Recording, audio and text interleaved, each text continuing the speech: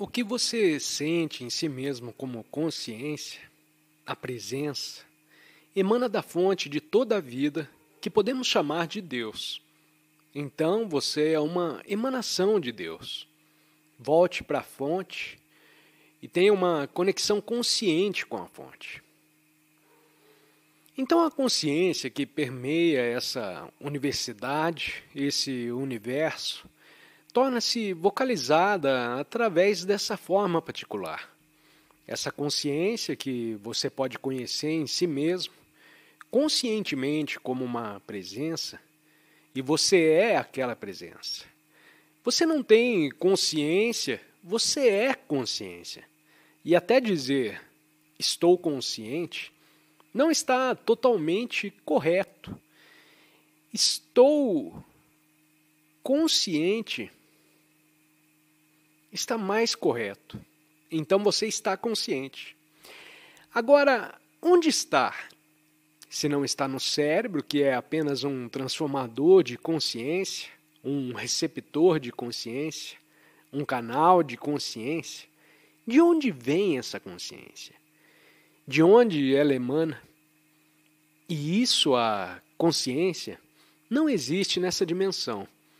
É importante, muito importante, perceber isso. Essa dimensão é a dimensão física. As dimensões físicas, onde está seu corpo físico e os objetos físicos dos sentidos. Mas abaixo do físico, começa aquilo que não faz parte da dimensão física. E já começa com seus pensamentos.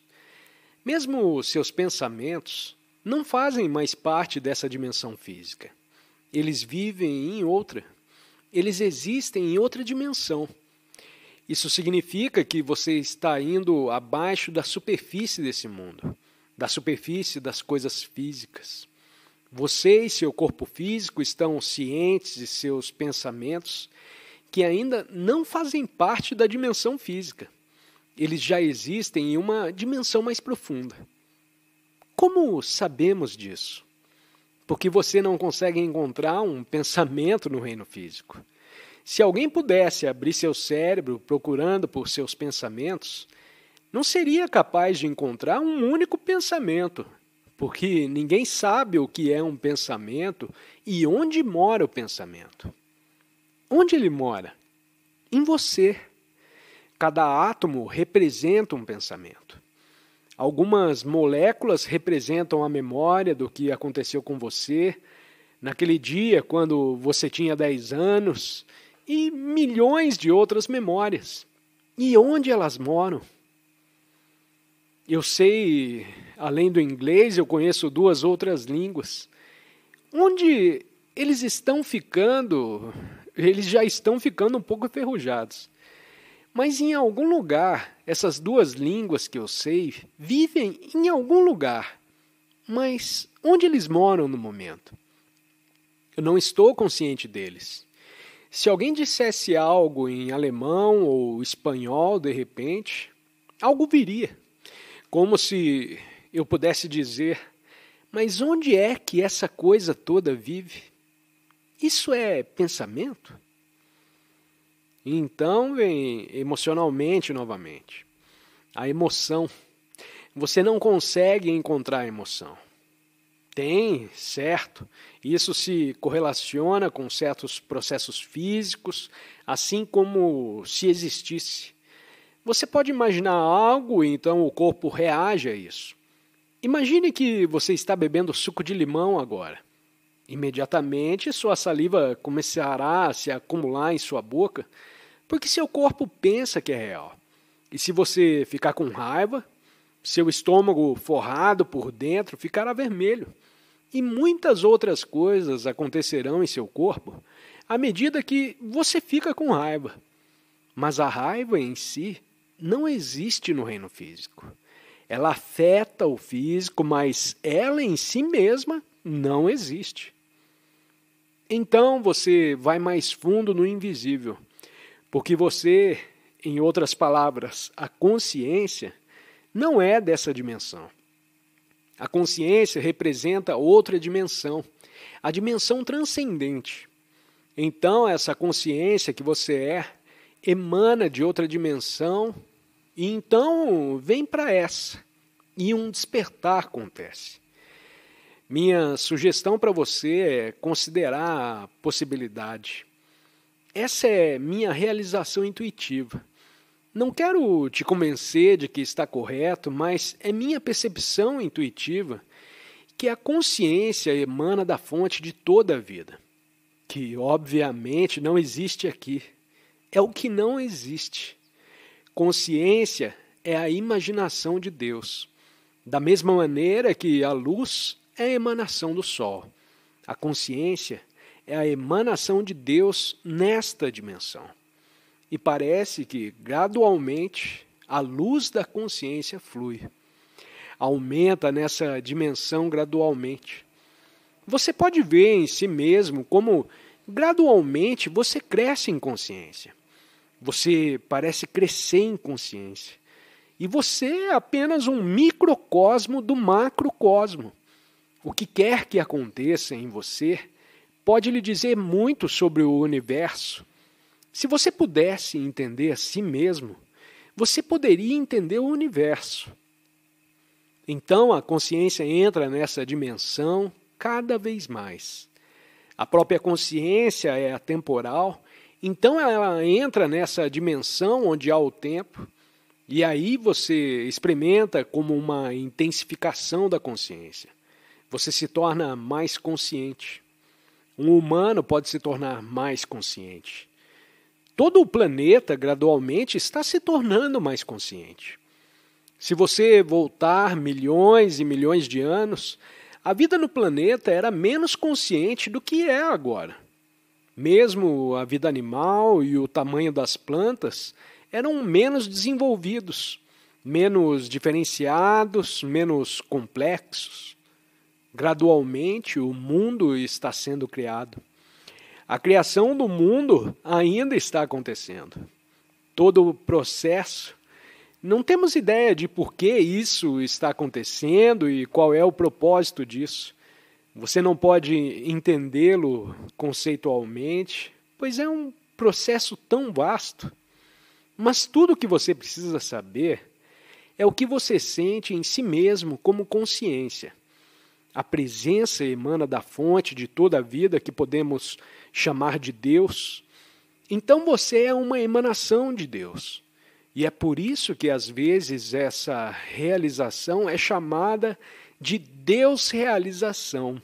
Deus em você. Deus como você.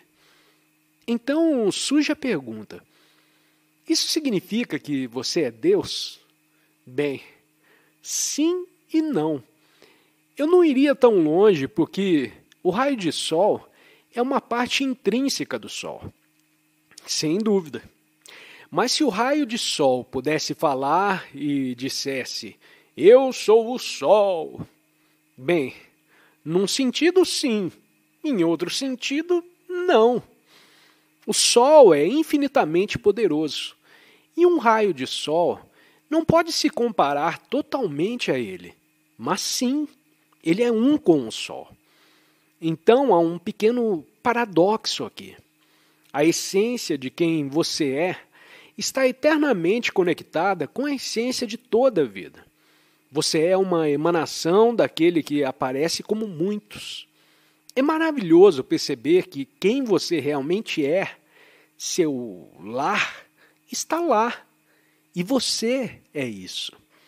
A sensação de ser um fragmento desconectado nesse universo, em um ambiente hostil, é uma ilusão. A ilusão do ego é que você é um fragmento desconectado em um universo hostil. É assim que os egos se percebem. E essa ilusão se dissolve quando você se torna mais enraizado nessa presença que você é. Isso traz a paz, uma sensação muito poderosa de paz que está sempre presente no fundo de sua vida. Porque você tem essa sensação de conexão com o transcendente, com Deus. Isso significa que você já está em casa. Sempre penso que o famoso som próprio e a palavra em inglês home são relacionados. E não é por acaso que eles são tão parecidos. Eu estou em casa. Então é através da autotranscendência que você percebe esse único do qual você é uma expressão. E para muitas pessoas a autotranscendência não vem até que o sonho de um eu separado se torne insuportavelmente difícil e doloroso. Para muitas pessoas, a transcendência do eu não acontece até que a vida lhes traga experiências difíceis e desagradáveis. É quando o eu se torna muito insatisfatório, limitante e doloroso que algo se abre. O eu se entrega e é transcrito, e você percebe a essência de quem você é além da pessoa, além do ser. No entanto, você não precisa esperar por isso. E muitos de vocês já passaram pela dolorosa experiência do sofrimento, que é inseparável de se considerar uma entidade separada sofrendo. O sofrimento é aquilo que te leva ao despertar. É um milagre. Em última análise, o sofrimento é transcendido. Mas isso não acontece até que o eu seja transcendido, o próprio ego limitado. Até que isso aconteça, o sofrimento é a coisa mais importante e indispensável em sua vida. O sofrimento é o caminho. Ele potencialmente leva à autotranscendência. Quando o eu se torna insuportável, quando a dor se torna avassaladora. Essa é a importância do sofrimento nos ensinamentos antigos. Portanto, quando o sofrimento acontecer em sua vida, dê as boas-vindas a ele. O sofrimento ocorre quando há perdas em qualquer nível. Perdas de posses, perda de status, perda de habilidades físicas, perda de entes queridos e assim por diante.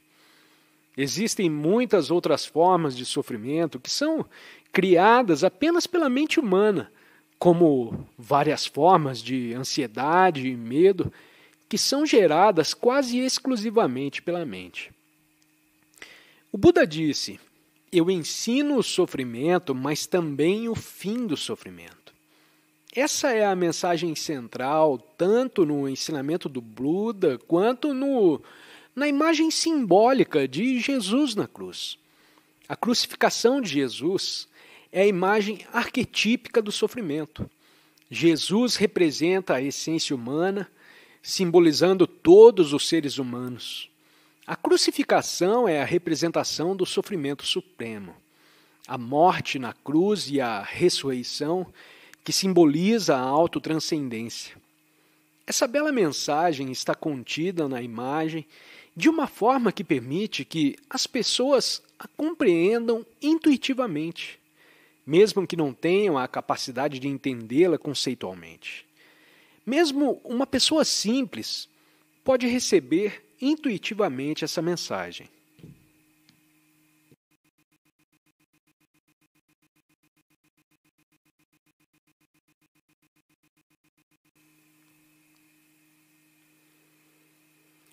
Os pais costumam ser hipócritas. Eles exigem certas coisas de seus filhos, mas eles próprios não as fazem. Portanto, o estado de consciência em que você está, predominantemente em casa, é o principal ensinamento. Acaba de ser publicado um livro sobre educação, sobre parentalidade, chamado Paternidade com Presença, escrito por Susan Hidleman. Isso pode ser útil e eu acredito que seja um bom livro. Eu escrevi as 4 palavras para ele. Pode haver outro livro sobre paternidade em um ano, mas isso já pode te ajudar. Eu recomendo.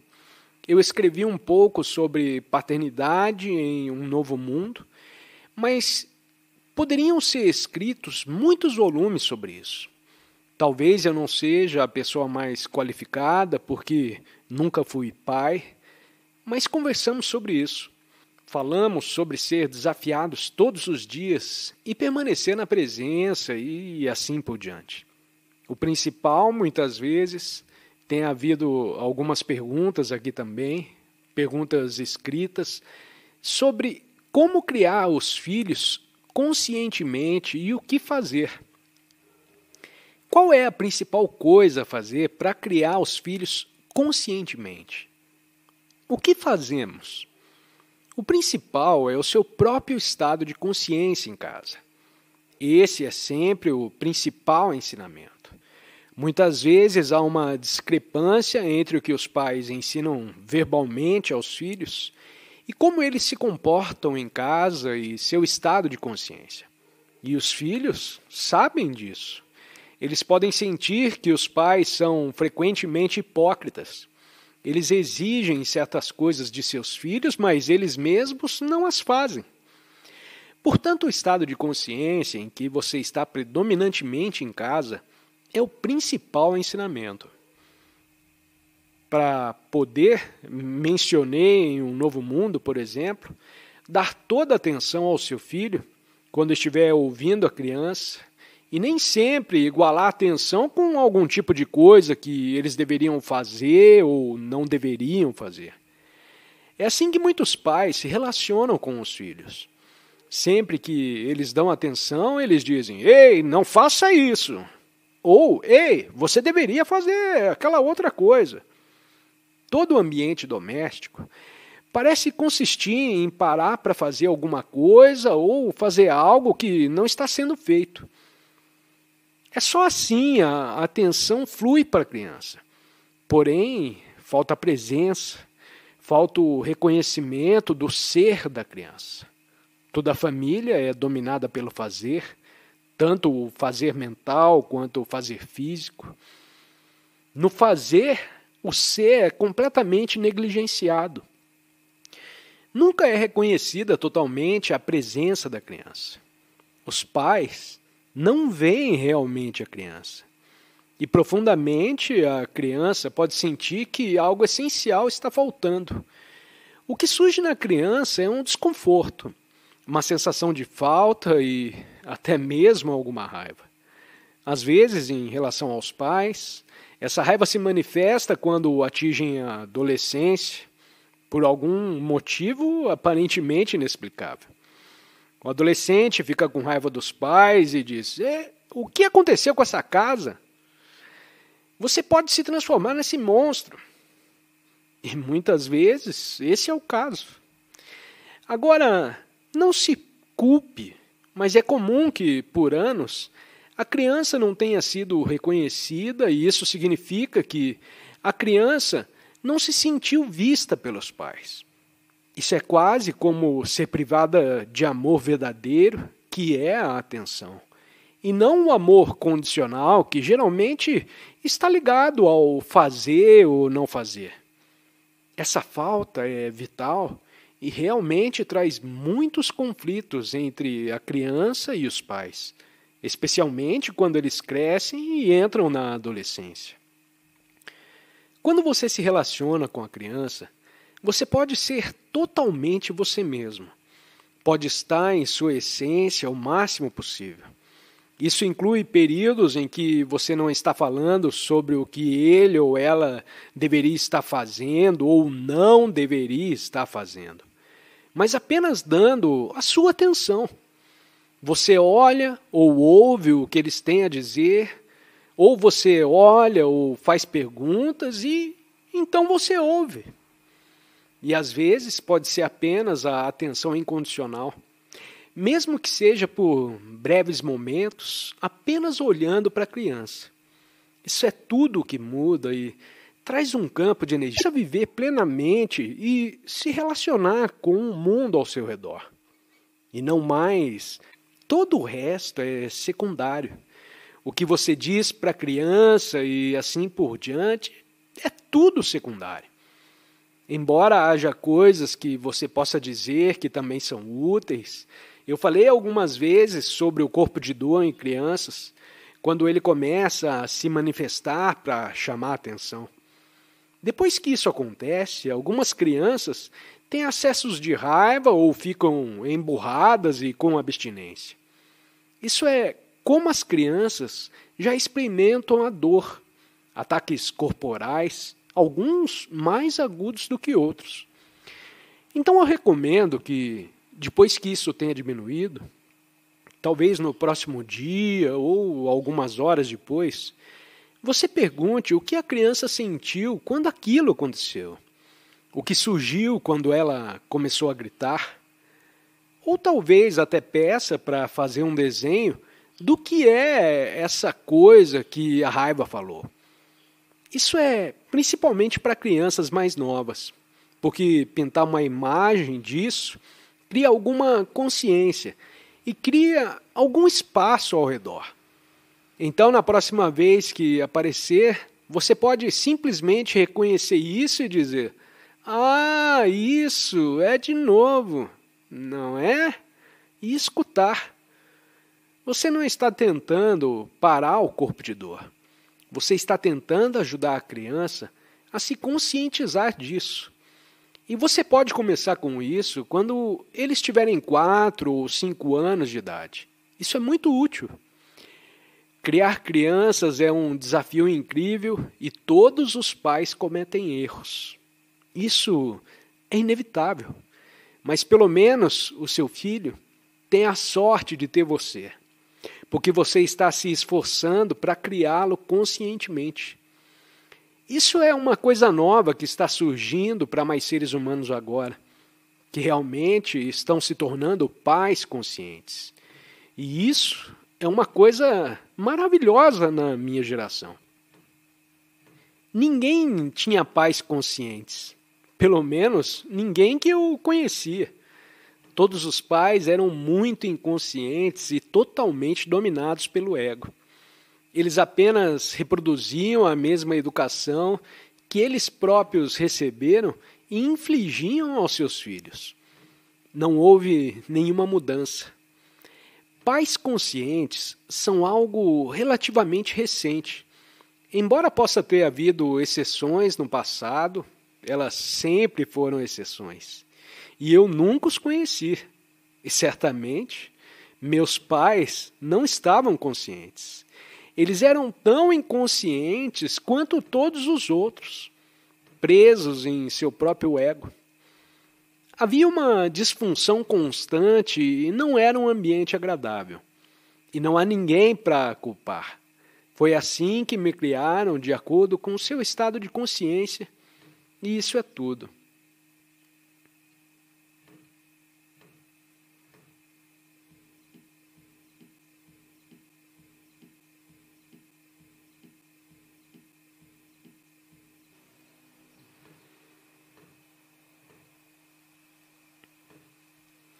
Estar ciente do momento presente e do agora é o estado de presença.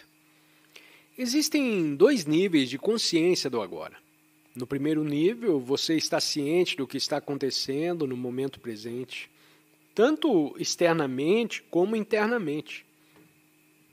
Você percebe o que está ocorrendo ao redor e dentro de você, incluindo sentimentos, emoções e até mesmo pensamentos ocasionais que surgem. No entanto, há um nível mais profundo de consciência do agora. Quando falo de estar ciente do não, estou me referindo a esse nível mais profundo. É difícil descrever esse estado, pois o próprio agora não pode ser visto, ouvido, provado, cheirado ou tocado. Certamente, não é um pensamento pensar no agora. Pois estar ciente do agora é não estar ciente do não. É um estado, além das palavras, onde a presença se manifesta. Essa experiência paradoxal é que quando você está verdadeiramente ciente do agora, você não está realmente ciente de nada específico, porque aquilo que chamamos de agora é um campo de presença, um espaço. Estar ciente desse agora é tão evasivo quanto estar ciente do espaço ao seu redor. Geralmente você está ciente do que preenche o espaço, mas raramente está consciente do espaço em si. Da mesma forma, você pode estar ciente das formações mentais e emocionais que ocorrem dentro de você, mas pode também estar consciente de um nível mais profundo, equivalente ao espaço na sala em que você está sentado e aos objetos que a preenchem. A essência dessa sala não é a mobília, mas sim o espaço. Da mesma forma, a essência de quem você é não é o conteúdo da sua mente, ou seja, as ideias e pensamentos sobre si mesmo que você tem. Muitas pessoas confundem sua identidade com o conteúdo de suas mentes, derivando seu senso de identidade das ideias que têm sobre si mesmas. No entanto, isso não é essencialmente quem você é. Assim como a mobília não é essencialmente a sala. Dentro de você, há um espaço que é essencialmente quem você é. A mobília, que representa o conteúdo da sua mente, vem e vai. Você é a consciência desse espaço onde as coisas aparecem. Se você puder estar ciente desse espaço, além do que entra nele, como sensações, percepções, pensamentos e emoções que compõem sua vida, então você vive uma vida iluminada. Estar presente é estar consciente dessa dimensão mais profunda, para não se iludir e acreditar no conteúdo da sua mente, como se fosse tudo o que existe para você. Mas, sem as percepções, no final das contas, você experiencia a si mesmo como o conteúdo da sua mente. Não se iluda em acreditar que o conteúdo da sua mente e as coisas que acontecem ao seu redor são tudo o que existe na sua vida. Elas são apenas a situação de vida, o que quer que esteja ocorrendo em sua vida. Lembrando que já mencionei isso antes. Tudo o que existe é uma existência empobrecida, quando se resume apenas à sua situação de vida. Se tudo o que você percebe é o que está acontecendo no momento em relação à sua situação de vida, como trabalho, relacionamento ou finanças, então, em algum momento da vida, pelo menos uma dessas áreas provavelmente será problemática. Se você não tem problemas financeiros, pode ter problemas de relacionamento. Se não há problemas de relacionamento, pode haver problemas no trabalho. Problemas de saúde também podem surgir. Dificilmente as coisas acontecem na vida sem esses chamados problemas, ou melhor, desafios. E muitas vezes buscamos resolver esses desafios acreditando que ao fazê-lo finalmente poderemos respirar e dizer: "Ah, eu cheguei". No entanto, a verdade é que nunca alcançamos esse ponto final quando se trata da nossa situação de vida. Por natureza, a vida nos apresenta desafios constantemente. Portanto, não é o pessimismo ou negatividade quando digo que nunca chegaremos a esse ponto final no nível do conteúdo da nossa situação de vida ou da nossa mente. No entanto, há algo que podemos alcançar. Podemos respirar e dizer: "Ah, é isso. Finalmente consegui". Podemos acessar e perceber uma dimensão mais profunda em nós mesmos, independente do conteúdo da nossa situação de vida. Podemos chamar isso de o próprio agora ou de estar ciente da própria consciência. Essa dimensão interior transcende os desafios do dia a dia. É a fonte da verdadeira paz e plenitude, independentemente das circunstâncias externas. Quando estamos conectados a essa dimensão, não nos identificamos apenas com o conteúdo da nossa mente ou com a situação em que estamos.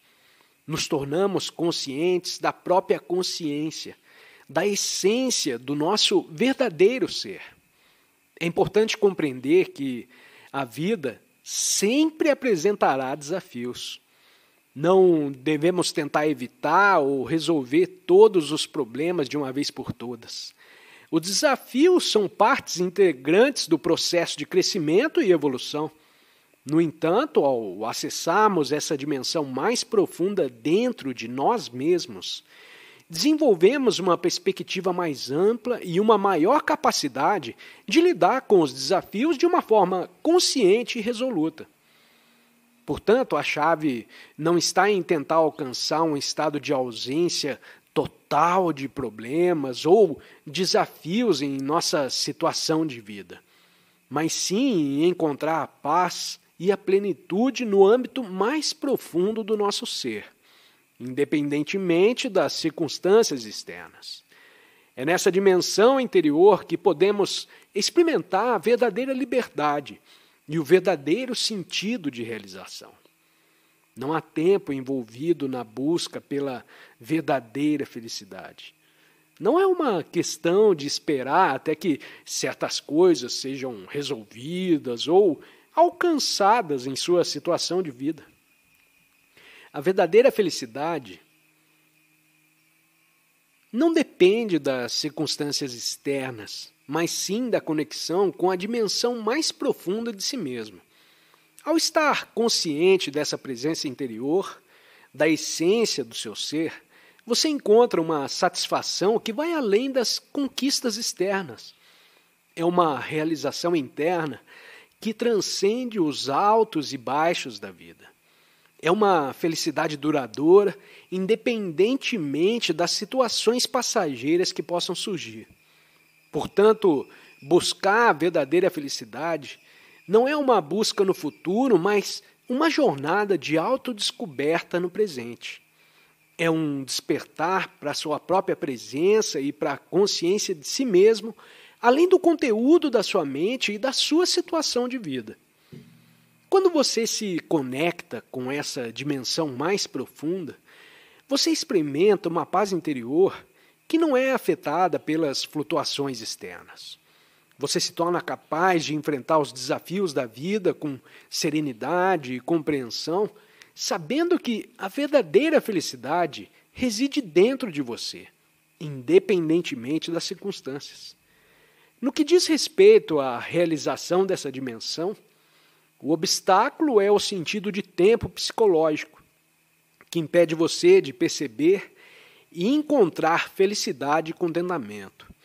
Não é um contentamento sonolento, mas sim um contentamento vivo, uma paz interior dinâmica. A verdadeira paz interior é pacífica em relação ao mundo exterior, mas possui uma qualidade dinâmica. É a única maneira de se tornar um ser humano verdadeiramente pacífico e trazer paz ao mundo. Isso significa acessar a dimensão mais profunda de si mesmo, além do conteúdo da sua mente. Nesse estado, você se torna verdadeiramente você mesmo, em sintonia com a consciência incondicionada. Você se torna inteligente no verdadeiro sentido da palavra, permitindo que a inteligência universal flua através de você e se expresse, inclusive na criação de novas formas. Essa inteligência subjacente permeia o universo. E ao se alinhar a ela, você se torna um canal para a sua manifestação. Você se torna parte do fluxo criativo do universo, expressando sua autenticidade e contribuindo para a evolução contínua.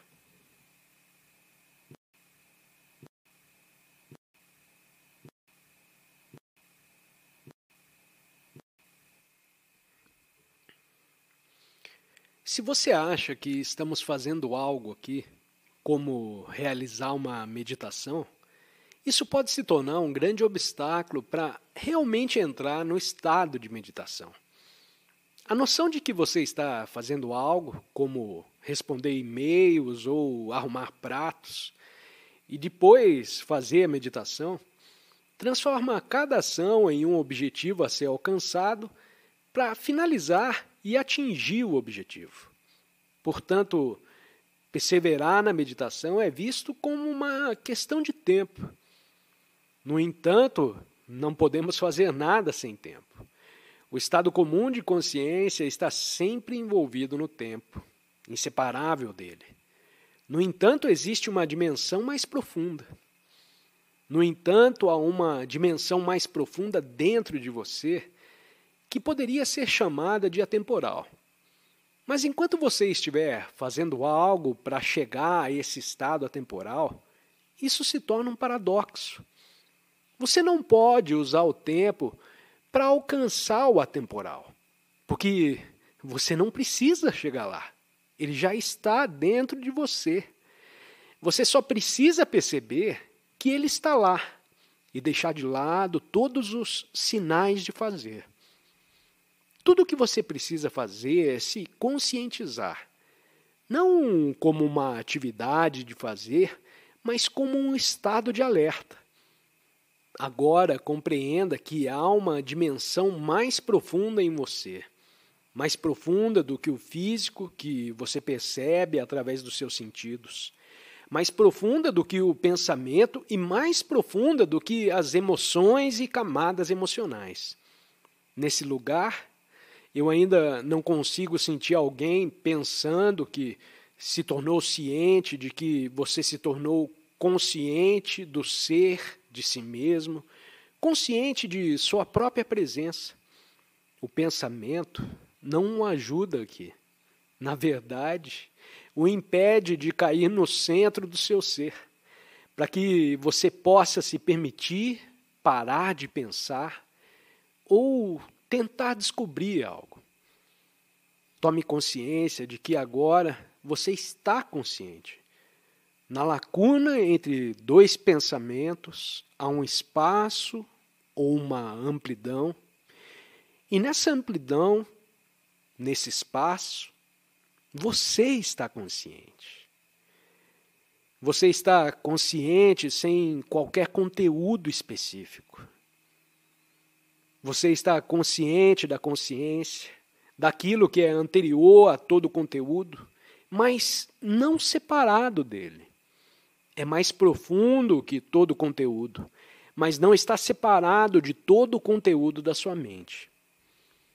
Tudo que você está ciente, desde as percepções sensoriais até os pensamentos e emoções, em muitos casos, não apenas está ciente, mas também identificado com eles. Você deriva seu senso de identidade dessas coisas, das situações das quais você está ciente, através das suas percepções sensoriais e das interpretações mentais e reflexões emocionais. Compõe o conteúdo de sua consciência e isso compõe o que você chama de sua vida. Essa é a minha vida. E você tenta descobrir sua vida pensando sobre ela. Há um lugar para isso também, sim, se isso é tudo o que há na sua vida. No entanto, você pode usar uma das minhas analogias favoritas. Você é como uma onda ou ondulação na superfície do oceano, que não percebe que não é apenas uma onda ou ondulação na superfície do oceano. Você está rodeado por outras ondas ou ondulações, mas essa onda não se dá conta de que é também, e mais fundamentalmente, o oceano inteiro. E de forma estranha e temporária, é uma manifestação de todo o oceano. Alguém me disse uma vez, eu acredito que foi Alan Watts, algo como: você é algo que o universo está fazendo. Da mesma forma que a onda é algo que o oceano está fazendo, você é algo que o universo está fazendo ou sendo. Se você puder perceber isso, em vez de apenas pensar: essa é uma ideia interessante.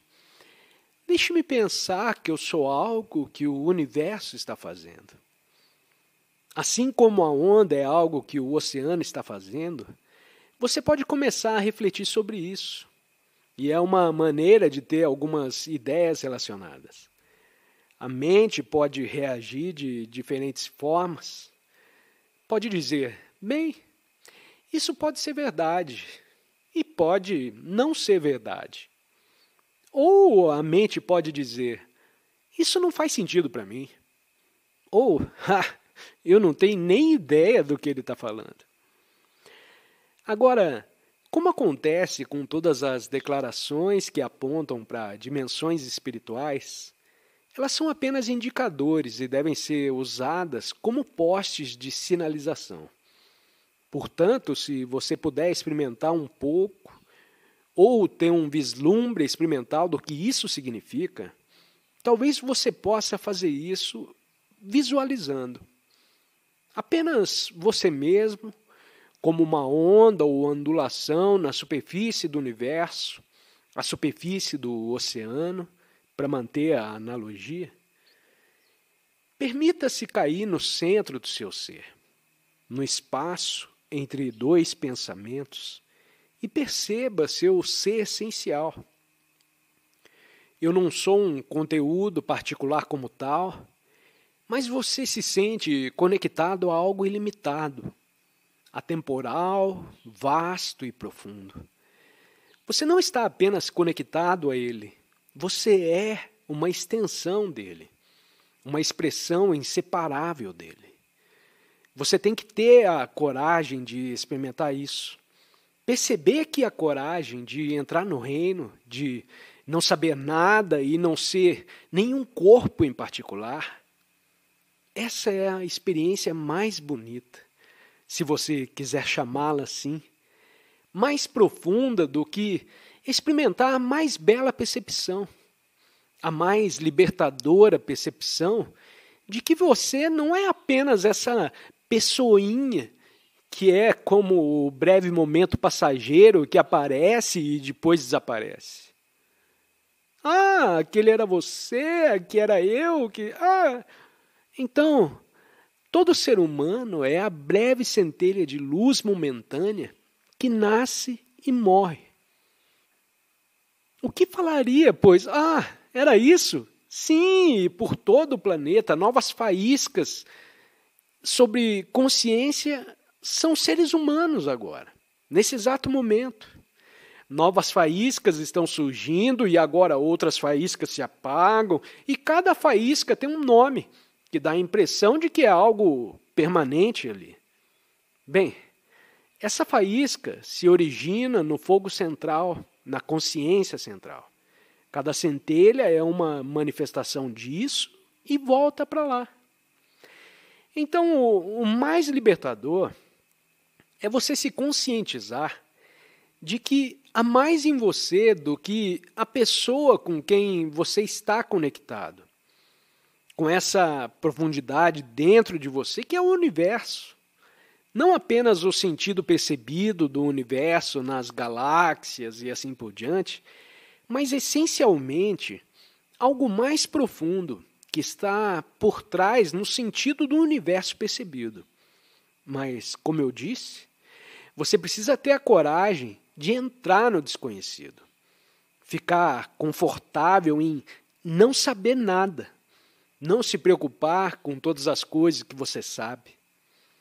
Quando precisar delas, você ainda pode usá-las, mas para saber quem você é essencialmente, você precisa ficar confortável em não saber nada.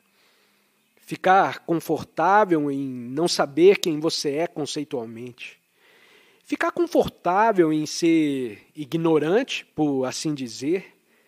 E então algo que não pode ser conhecido surge. Você não pode saber porque é a fonte de todo o conhecimento. Mas todo conhecimento simplesmente se origina. Você não pode saber, mas ele se conhece através de você.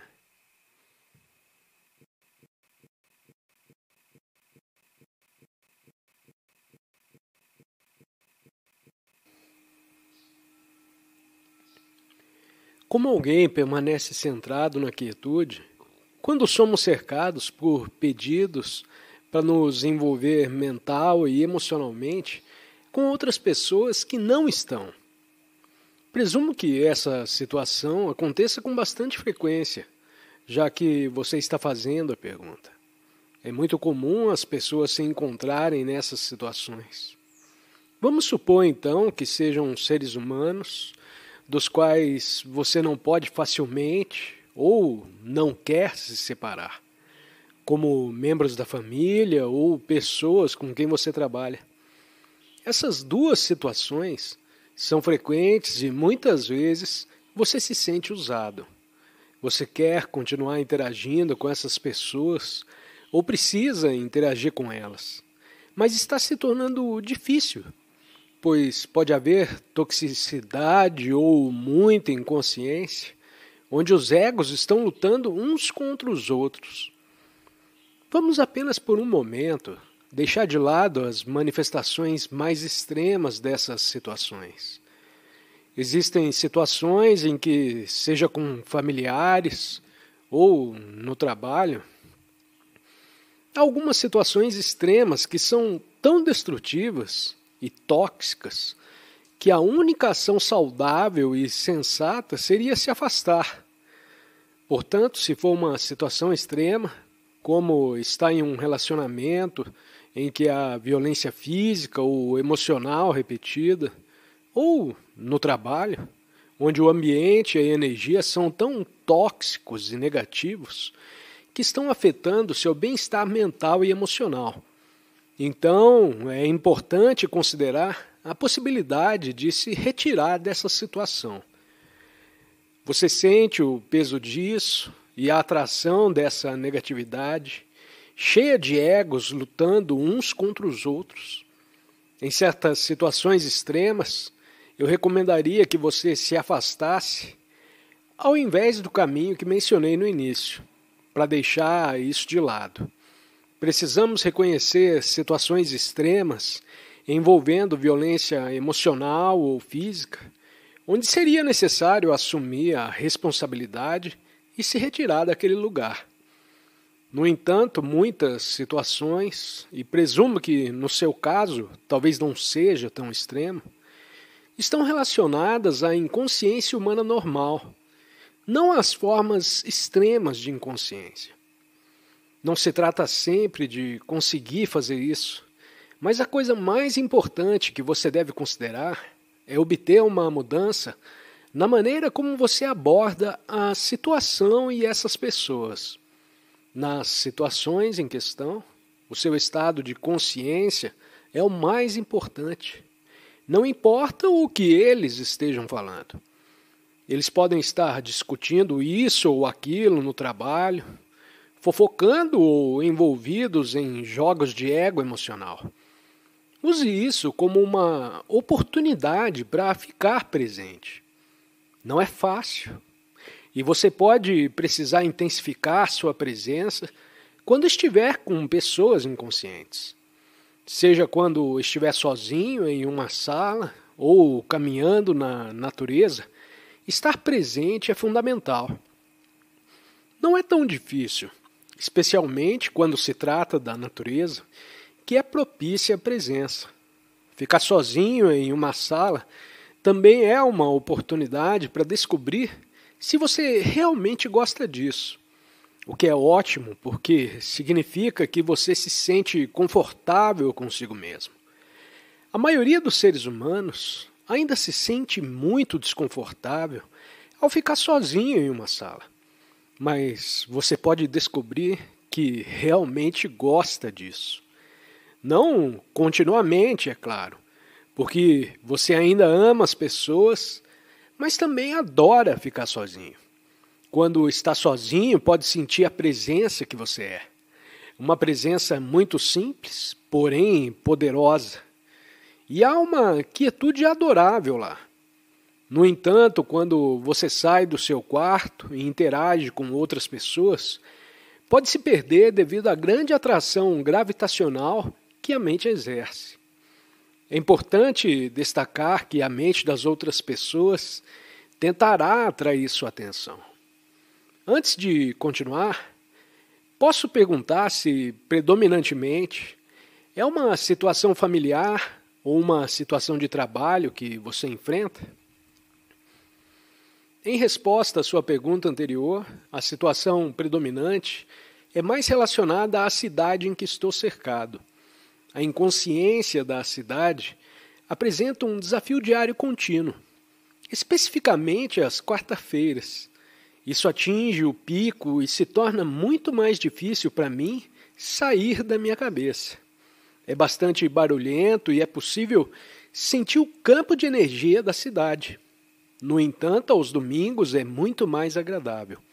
As quartas, quintas e sextas-feiras são mais desafiadoras nesse aspecto, mas as situações mais intensas envolvem trabalho e família, que ocasionalmente surgem.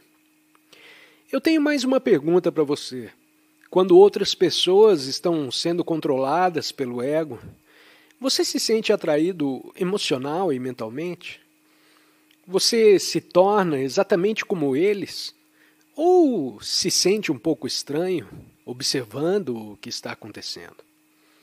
Você é um participante completo, temporariamente nas interações inconscientes que estão ocorrendo, seja qual for o drama. Você é um participante relutante? Ou talvez você permaneça lá, quase como um estranho, observando o que está acontecendo? Como isso é para você? Eu oscilo. Na maior parte do tempo, sou como um estranho que gosta de se envolver. Suspeito que minha sensibilidade à presença e à quietude esteja aumentando, ou a sensibilidade para essa falta em mim está aumentando. Isso responde à sua pergunta? Sim, sim. Muito obrigado.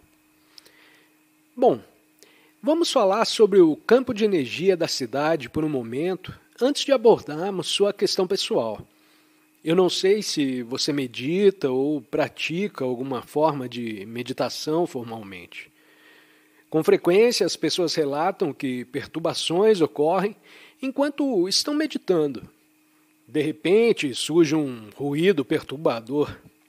Essa manhã eu estava sentado na minha sala de estar. Era quarta-feira e eles estavam fazendo a jardinagem com sopradores de folhas extremamente barulhentos. Essa é a época do ano com muito barulho de sopradores de folhas. O barulho pode acontecer e eu estava tão tranquilo quando estava sentado lá e de repente isso aconteceu.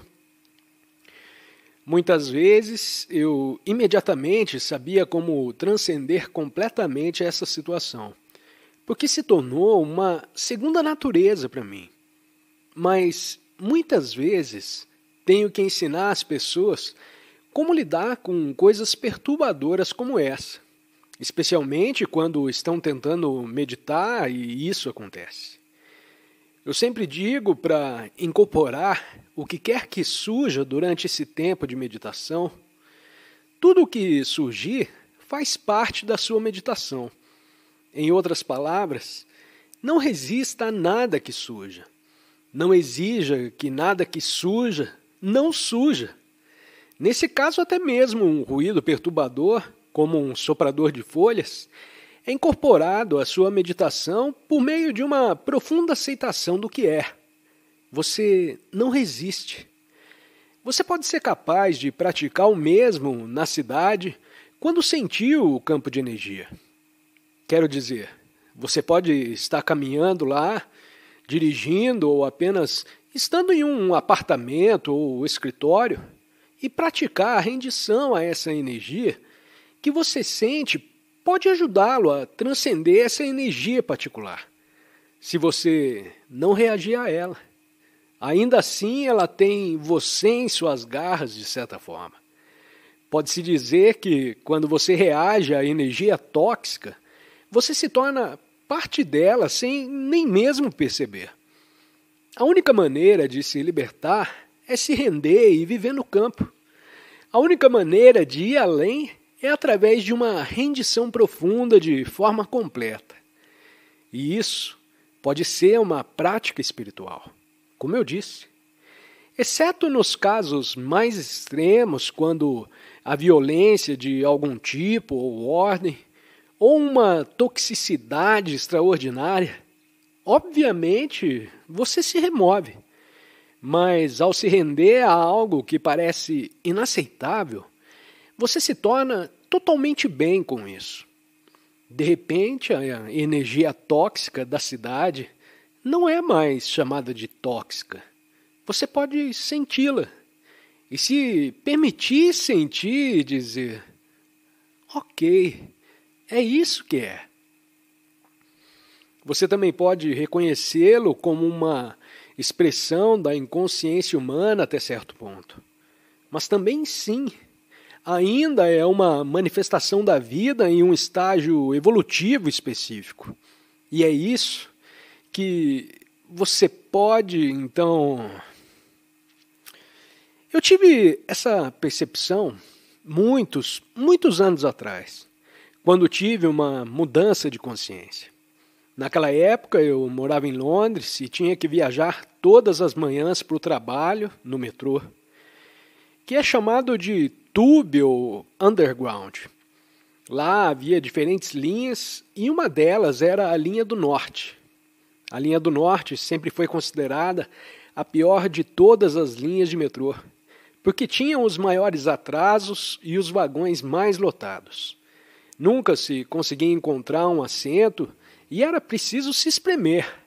Além disso, havia longos intervalos sem trens. As pessoas a chamavam de linha da miséria. Depois da minha mudança de consciência, eu ainda era o mesmo. Entrava lá e me sentia completamente em paz na linha do Norte, que antes era uma fonte de grande infelicidade. Eu sentia uma tranquilidade completa, mas não conseguia entender bem o porquê por muito tempo. Depois eu percebi que, na verdade, não estava mais reclamando de nada. Eu não estava reclamando disso. Minha mente não estava mais dizendo nada sobre isso. Eu ainda podia sentir aquela energia, mas me permitia senti-la. Ao me permitir sentir, houve a transcendência.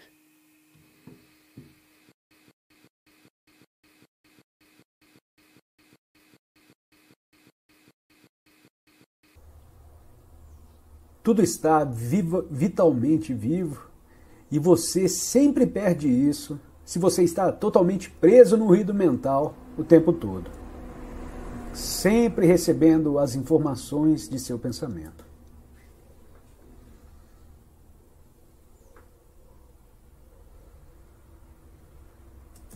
Informações, informações, informações te iludem do presente.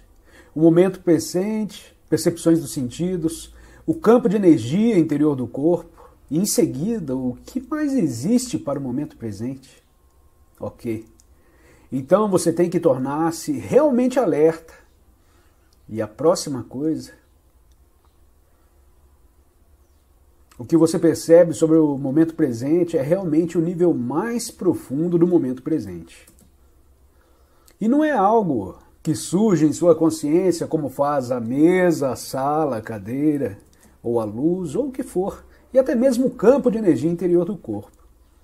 Estas são todas as coisas, objetos que surgem em sua consciência.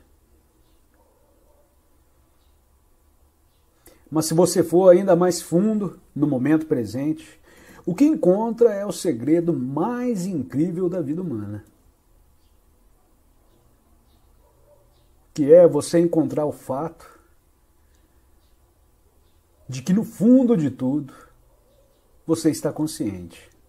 E há presença que você é, e sem a qual você não poderia perceber nada. Você não poderia perceber este quarto e você não poderia sentir o corpo. Sem essa consciência que você é, essencialmente, que Jesus, aliás, chamou de a luz do mundo, ele disse aos seus discípulos: vocês são a luz do mundo.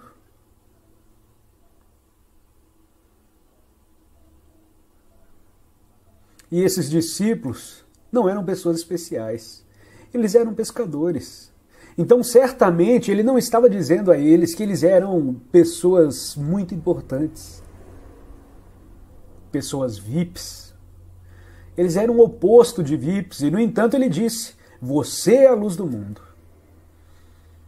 E é assim que você descobre, de repente, que essencialmente, no nível mais essencial, a essência de quem você é a consciência. Mas a consciência não é algo que você possa dizer: ah, ali está. Porque a consciência não pode se tornar um objeto para si mesma. É o eterno sujeito. O eu sou o que sou do Antigo Testamento. Quando Deus é pedido por seu nome, Deus diz: eu sou o que sou.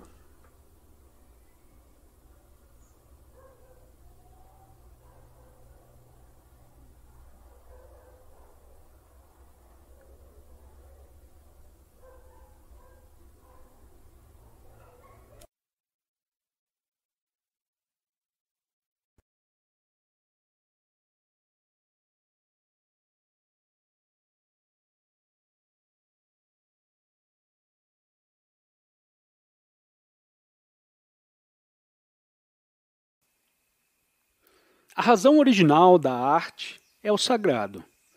Ser um portal, um ponto de acesso para o sagrado. Quando a vê ou a vive, experiencia-se a si próprio. Nela se vê a si próprio refletido. Na arte verdadeira, a não-forma brilha através da forma. Atualmente, o propósito final de toda a gente não deverá ser criar arte. É mais importante tornar-se numa obra de arte. Toda a sua vida, o seu próprio ser, torna-se transparente para que a não-forma possa brilhar através dele. Isso acontece quando não está mais totalmente identificado com o mundo da forma. Isso acontece quando tem acesso ao reino da serenidade dentro de si. Então, alguma coisa emana através da forma que não é a forma. Os seus problemas não são resolvidos na atividade do pensamento. Cria, em vez disso, problemas ao pensar. A solução aparece sempre quando sai do pensamento e fica sereno e absolutamente presente, mesmo que seja por um momento. Então, um pouco mais tarde, quando o pensamento retorna, surgirá de repente uma intuição criativa que não estava lá antes. Abandone o pensamento excessivo e veja como tudo muda. Os seus relacionamentos mudam porque não exige que a outra pessoa faça alguma coisa para si, para que você ganhe o seu sentido do eu. Não se compara com os outros ou tenta ser mais do que o outro para fortalecer o seu sentido de identidade. Permite a toda a gente ser quem é. Não necessita de mudá-los. Não necessita deles para se comportar de forma diferente para ser feliz. Cada pensamento na sua mente, sobre o qual está inconsciente, tem um sentido de ser em si. Um sentido de eu sou. Se identifica com o movimento do pensamento, é a essência da vida inconsciente. E é por essa razão que as pessoas vivem continuamente para o futuro, nos seus pensamentos do futuro. Elas esperam completar a sua insuficiência do eu. Elas esperam encontrar o final feliz da sua história de vida. Uma construção mental que elas confundem com a sua identidade. Nesse contexto, a procura compulsiva da busca por mais tornou-se o dilema da existência humana. Disse que há duas formas de ser infeliz: não conseguindo o que se quer e conseguindo o que se quer. Quando as pessoas atingem o que o mundo diz que é desejável, riqueza, reconhecimento, propriedade, realizações, continuam ainda infelizes. Não estão em paz consigo mesmas.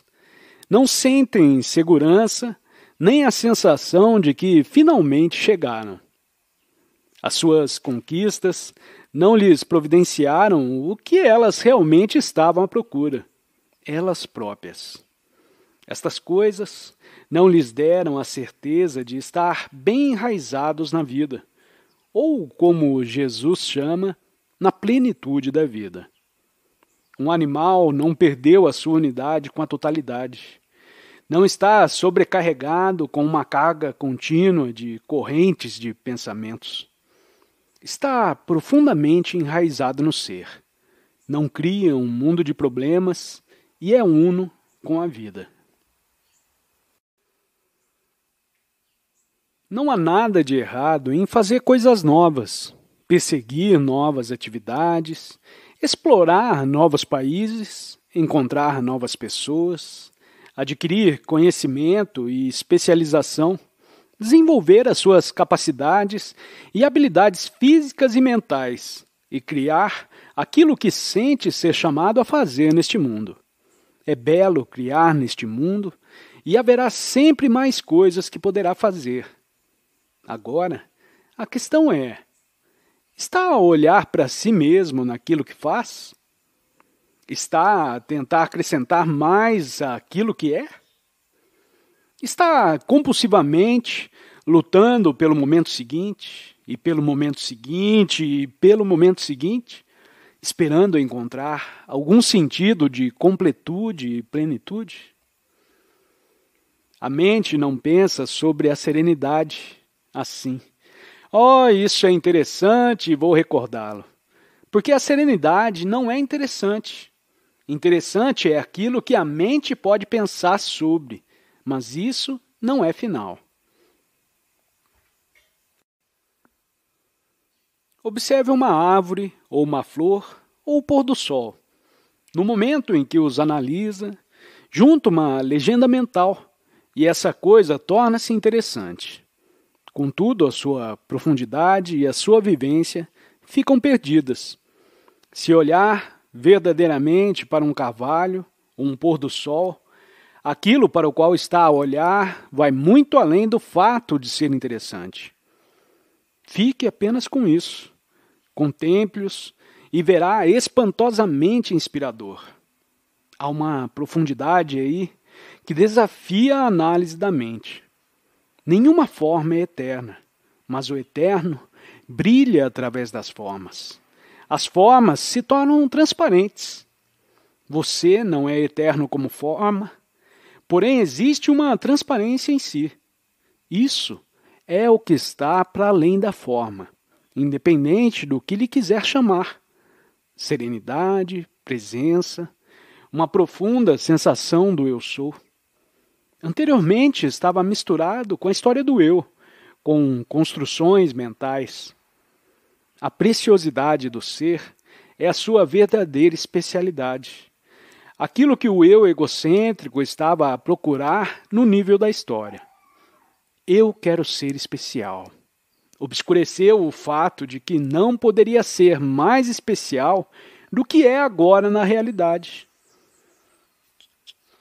Não é especial porque é melhor ou mais correto do que qualquer outra pessoa, mas porque pode sentir a beleza, uma preciosidade e vivência profunda no interior. O pensamento cede quando acaricia o seu cão de estimação, ou tem um gato a ronronar no seu colo. Apenas o fato de observar um animal poderá levá-lo a ficar de fora da sua mente. O animal está mais profundamente ligado com a fonte da vida do que a maioria dos seres humanos, e aquele desenraizamento do ser transmite a si. Milhões de pessoas, as quais de outra forma estariam completamente perdidas na realidade conceitual da mente, mantêm-se sãs ao conviver com um animal. Estamos aqui para encontrar aquela dimensão dentro de nós próprios que é mais profunda que o pensamento.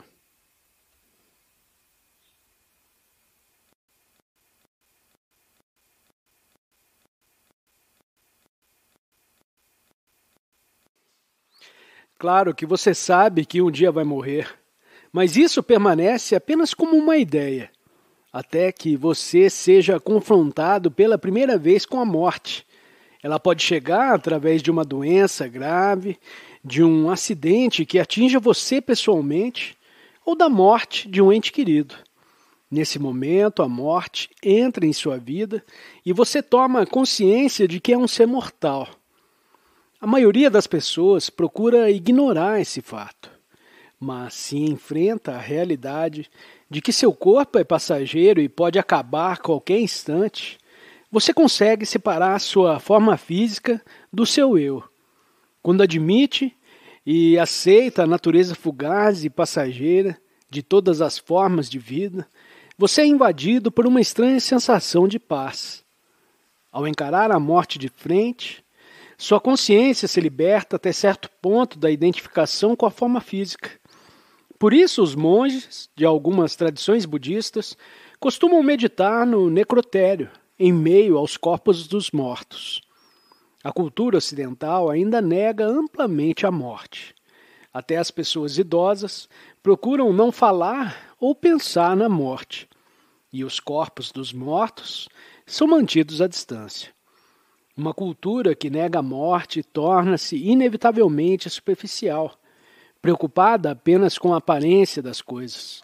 Quando se nega a morte, a vida perde a profundidade. A possibilidade de saber quem somos, para além do nome e da forma física, a nossa dimensão transcendental, desaparece, pois a morte é a abertura para essa dimensão. A mente está sempre querendo alimentar-se para pensar. Ela procura alimento para sua própria identidade, para o seu sentido de ser. É assim que o ego se cria e se recria continuamente. Quando você pensa ou fala a respeito de si mesmo, quando diz eu, está se referindo a eu e a minha história. Está falando do ego com seus gostos e desgostos, medos e desejos. O ego que nunca se satisfaz por muito tempo. Essa é a noção que a sua mente tem de você, condicionada pelo passado e buscando encontrar sua plenitude no futuro. Você se dá conta de que esse ego é fugaz e passageiro, como uma onda na superfície do mar? Quem percebe isso? Quem compreende que sua forma física e psicológica é passageira? E o eu sou? Esse é o eu mais profundo, que não tem nada a ver com o passado e com o futuro. O que restará de todos os medos e desejos associados aos problemas de sua vida e que diariamente exigem o máximo de sua atenção? Restará apenas seu nome, gravado na lápide da sua sepultura, e as datas ligando o seu nascimento à sua morte. Para o eu autocentrado, para o ego, esse é um pensamento deprimente. Para o que você é, essencialmente, é libertador. O eu autocentrado tem também necessidade de se opor, resistir e excluir para manter a ideia de separação da qual depende sua sobrevivência. Assim ele coloca eu contra os outros e nós contra eles. O ego precisa estar em conflito com alguém ou alguma coisa. Isso explica porque, apesar de você querer paz, alegria e amor, não consegue suportar a paz, a alegria e o amor por muito tempo. Você diz que quer ser feliz, mas está viciado em ser infeliz. A sua infelicidade não vem dos fatos da sua vida, mas do condicionamento da sua mente. Quando você anda numa floresta intocada, aonde não houve qualquer interferência humana, vê muito verde exuberante, muita planta brotando, mas também encontra árvores caídas, troncos se deteriorando, folhas podres e, a cada passo, matéria em decomposição. Para onde quer que olhe, vai encontrar vida e morte. Se prestar mais atenção, vai descobrir que o tronco da árvore em decomposição e as folhas apodrecendo não só dão origem à nova vida, como estão cheios de vida. Há micro-organismos em ação. As moléculas estão se reorganizando. Portanto, não há morte em parte alguma dessa floresta. Há apenas a transformação da vida. O que você pode aprender com isso? Aprende que a morte não é o contrário da vida. A vida não tem oposto. O oposto da morte é o nascimento. A vida é eterna. Cada acidente ou desastre tem uma dimensão potencialmente redentora, que nós geralmente não somos capazes de perceber. O enorme choque que causa a iminência de uma morte totalmente inesperada pode forçar sua consciência a perder completamente a identificação com a forma física.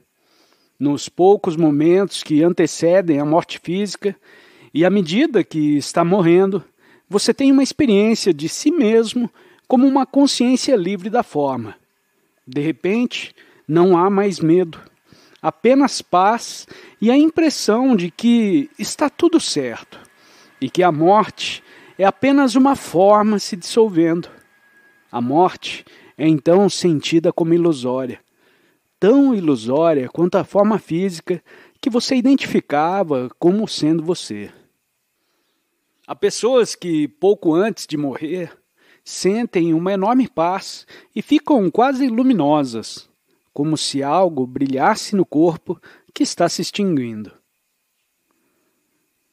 Às vezes, pessoas muito doentes ou muito idosas ficam, por assim dizer, quase transparentes nas últimas semanas, meses ou até anos de suas vidas.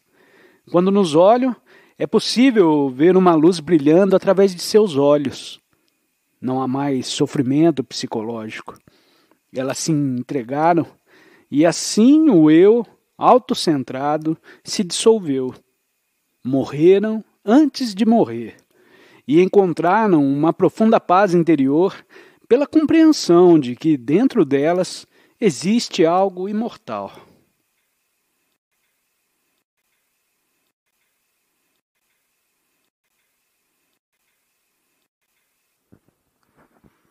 A verdadeira inteligência atua silenciosamente.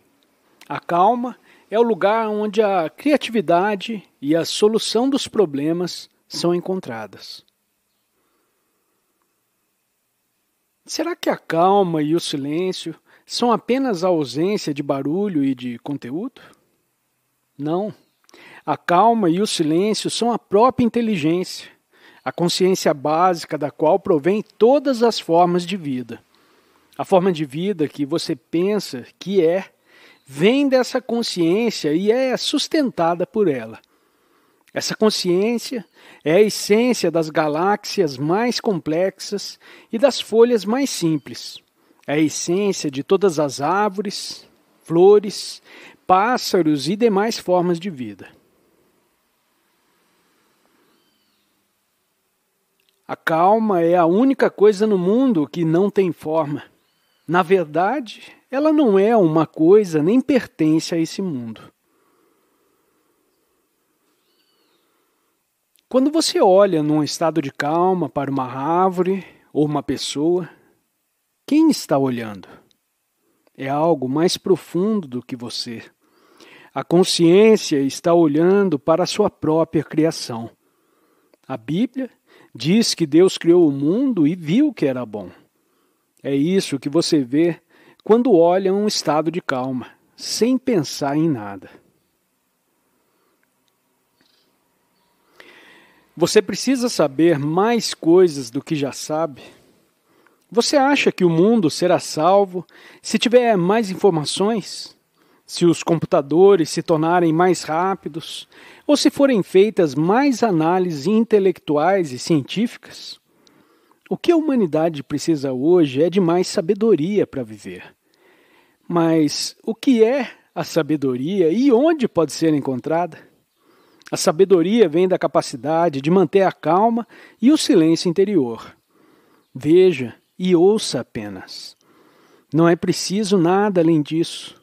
Manter a calma, olhando e ouvindo, ativa a inteligência que existe dentro de você. Deixe que a calma interior oriente suas palavras e ações. Como são curtas as experiências humanas, como a vida é rápida. Existe alguma coisa que não nasça e morra? Alguma coisa que seja eterna? Aos 20 anos de idade, você sente seu corpo forte e vigoroso. 60 anos depois, sente o corpo mais fraco e envelhecido. Sua forma de pensar certamente não é a mesma de quando tinha 20 anos. No entanto, a percepção de que seu corpo está jovem ou velho, ou de que sua forma de pensar mudou, é a mesma. Essa percepção é o que há de eterno em você. É a própria consciência. É a vida única que assume muitas formas. E você pode perder essa vida? Não, porque você é ela. Então, como você para o diálogo interno da sua cabeça? Você precisa saber que existe um diálogo interno na sua cabeça. Se você não sabe sobre o diálogo interno na sua cabeça, você se torna a voz da sua cabeça. Se você não sabe que isso existe, você é isso.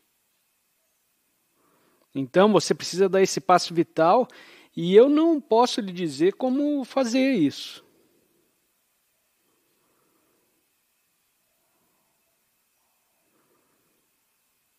Aquele mínimo de consciência precisa estar lá quando você sabe que está acontecendo um diálogo interno na sua cabeça. E esse diálogo está lhe contando algum tipo de história. Pode ser a mais rápida das histórias, como eu não devia ter vindo aqui. Ou eu não me encaixo aqui, todas essas pessoas são muito espirituais para mim.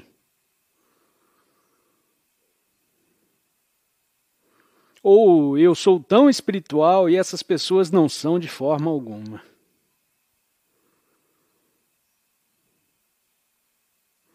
São todas pequenas histórias na sua cabeça. Mesmo um pequeno fragmento de diálogo interno, uma historinha na cabeça, e isso vai se espalhando.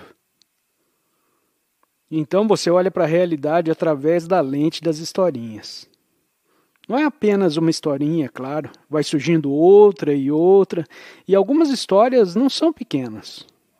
São talvez histórias grandes sobre você mesmo e a sua vida. E o que está dando errado ou o que está dando certo. Pensamentos. Até mesmo isso é uma história mais agradável do que se der errado. Então você precisa saber quando o diálogo interno acontece na cabeça.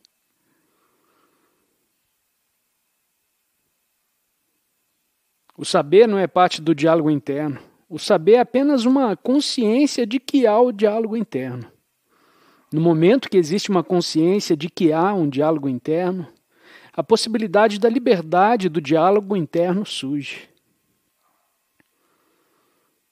Se essa consciência não está lá, não tem nada que você possa fazer. Você precisa esperar até que a vida bata na sua cabeça e então uma consciência entra e você vai. Então talvez você tenha que tomar algo para dormir, porque o diálogo interno acaba ficando meio estranho e de repente você se espanta e a vida fala para você acordar. Despertar é um termo usado por milhares de anos no contexto espiritual. Não num contexto convencional. Despertar significa parar de dormir na terminologia da língua convencional. Mas na terminologia espiritual, despertar significa que alguém poderia dizer basicamente despertar do diálogo interno da sua cabeça. Porque o diálogo na cabeça é uma forma de hipnose, uma forma de auto-hipnose. Você é hipnotizado e tem sido hipnotizado pela sociedade, pela cultura em sua volta. Até mesmo a língua que você foi ensinado a usar se torna uma grande parte do diálogo do pensamento. Embora uma parte do diálogo interno seja besteiras, a maior parte do tempo é apenas fala. Você tem sido condicionado e isso está possuindo você.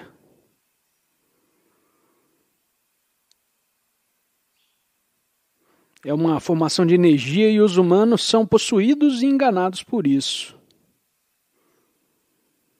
Essa entidade condicionada que consiste em pensamentos, eles estão tão presos nisso, tão identificados com isso, que eles acreditam em cada pensamento que surge em suas cabeças. É absurdo, mas normal. Bom, em vez de absurdo, eu posso dizer que é loucura, mas isso é normal.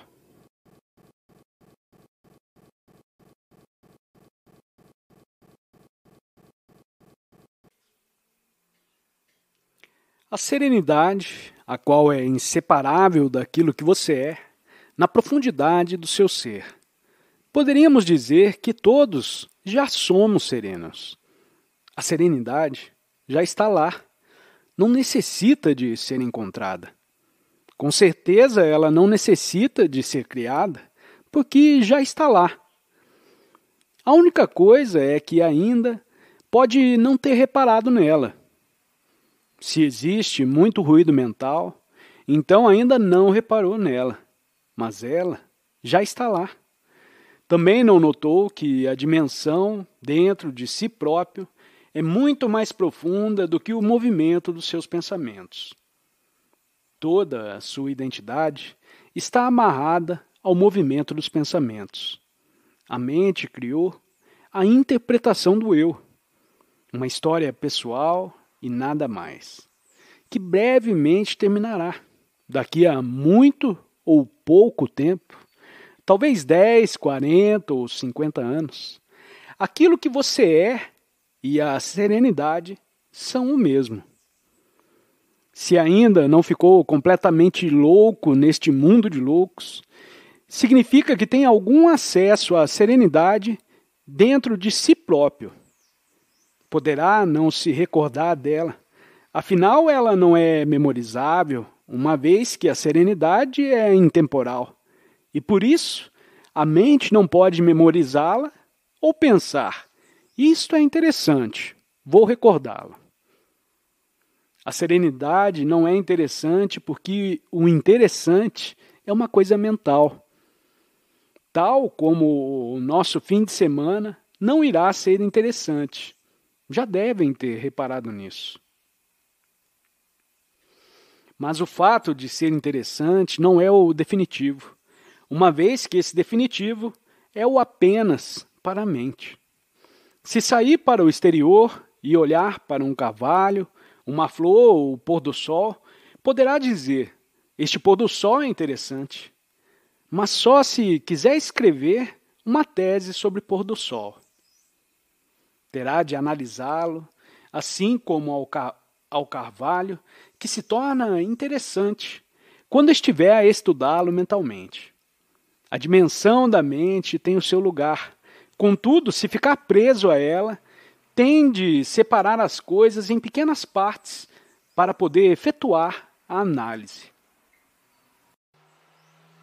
A propósito disso, a maior parte das análises obriga a que aniquile o objeto antes da observação, ou então, durante o processo, a coisa acaba por morrer mesmo. Porém, se apenas for o carvalho, o contemplar, olhá-lo verdadeiramente, então o que está a olhar irá para além do interessante. Será muito mais profundo do que interessante. Como o pôr do sol, onde não há nada de interessante, e todavia vai muito além disso. É espantosamente inspirador. É profundo. Há uma profundidade aí que desafia o conhecimento da mente. No momento em que o analisou, o reduziu a algo sem vida. A maioria das pessoas na nossa civilização, e isso já dura há muito tempo, estão encurralados nessa dimensão onde vão compulsivamente atrás da vida, analisando, interpretando e rotulando as coisas logo que elas entram no seu campo de consciência.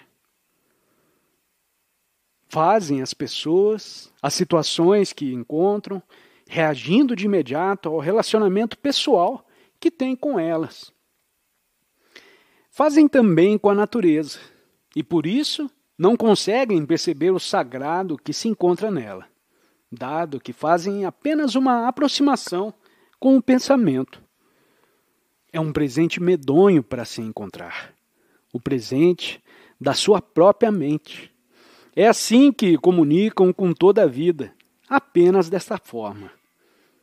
Toda a nossa vida acaba por ser reduzida a uma realidade conceitual da sua cabeça, consistindo dos pensamentos que tem sobre as coisas, gerando pontos de vista, opiniões e mesmo o chamado conhecimento. O conhecimento é um pensamento, um rótulo que lhe dá a ilusão de que sabe, mas é apenas isso. É um pensamento que colocou em algo. É nessa altura que perde a sua profundidade e vivacidade e começa a relacionar-se através do véu do pensamento. Relaciona-se também consigo próprio através do véu do pensamento. E nesse sentido começa a identificar a si próprio com uma base conceitual do pensamento. Um eu egocêntrico, um eu com a sua história pessoal incompleta, com seus desejos, medos e frustrações, e com a esperança de que irá encontrar o preenchimento do seu não preenchido eu, baseado numa história de futuro. O que é, outra vez, o pensamento forma. É tudo o que o futuro é. Nunca ninguém o encontrou, a não ser como um pensamento. Contudo, a maior parte das pessoas vive inconscientemente, como se o momento seguinte e os que se lhe seguem são mais importantes do que este momento, o único que verdadeiramente é. Esse único momento do qual não poderá escapar, nunca escapou e também não escapará jamais. É inseparável da vida que você é e também inseparável da serenidade. Logo que entra no agora, com a sua atenção, a serenidade emerge. A essência do momento presente, independentemente da loucura que possa aparecer na superfície, é sempre serenidade e é também de caráter sagrado. O único lugar onde a dimensão do sagrado pode ser encontrada é no agora, no momento presente. Tem de despertar nesse momento para reconhecer a sua sacralidade. Quando está perdido em pensamentos, o sagrado não tem sentido. Poderá tornar-se num dos muitos conceitos com os quais está habituado a brincar e até pode escrever uma tese sobre isso, sem nunca ter tido, alguma vez, o privilégio de encontrar essa sacralidade. A profundeza do agora é inseparável do seu verdadeiro ser, da sua vida real, e é sagrada. É por isso que estamos aqui, para aprofundar a nossa lucidez nessa dimensão. E o sagrado aparece em todo lado. Se você estiver realmente presente, encontrará o sagrado em tudo. É mais fácil aqui em Feinhorn, assim como nos locais que são considerados sagrados, porque há menos densidade nas estruturas físicas, nas formas. E aí há uma transparência na maior parte da matéria. Algo brilha através das formas. É por isso que nós chamamos a esses locais sagrados. Porém, mesmo aqui, há algumas pessoas que não conseguem sentir isso, porque elas ainda não estão suficientemente presentes quando passeiam nos jardins. tem ainda na cabeça, pensamentos sobre o que irão fazer depois de amanhã e a acumulação de problemas, que são pensamentos forma, uma parte da sua interpretação do eu. Tenho problemas muito importantes para resolver.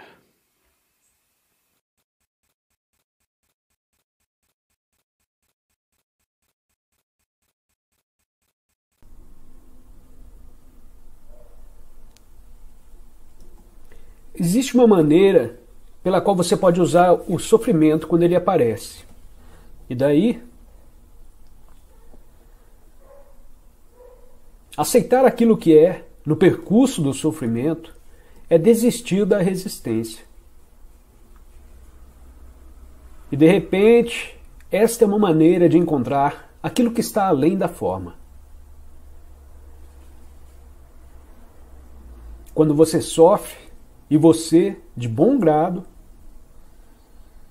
você pode praticar isso se você tiver uma doença ou o que seja. Aceite completamente aquilo que é. Não aceite a idade de doença, a ideia de doença. Eu falei sobre isso antes em algum lugar. Aceite simplesmente o que você sente neste momento. Traga aceitação para isso. O que quer que surja neste momento, isto é o que é. Isto liberta você do mundo da forma. Se você aceitar a forma por completo, isto liberta você da forma. Isso é um milagre.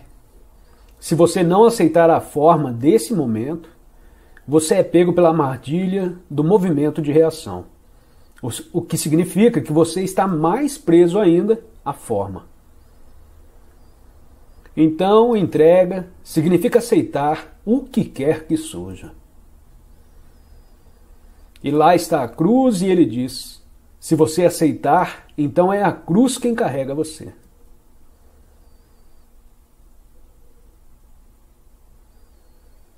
Não é mais você quem carrega a cruz.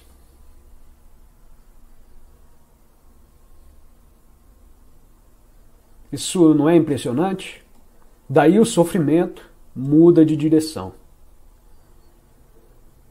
E de repente se torna uma abertura para o reino do transcendente. Através da entrega. E a antiga tradição cristã nos traz uma lição do ser humano na cruz, que diz: que não seja feita a minha, mas a vossa vontade.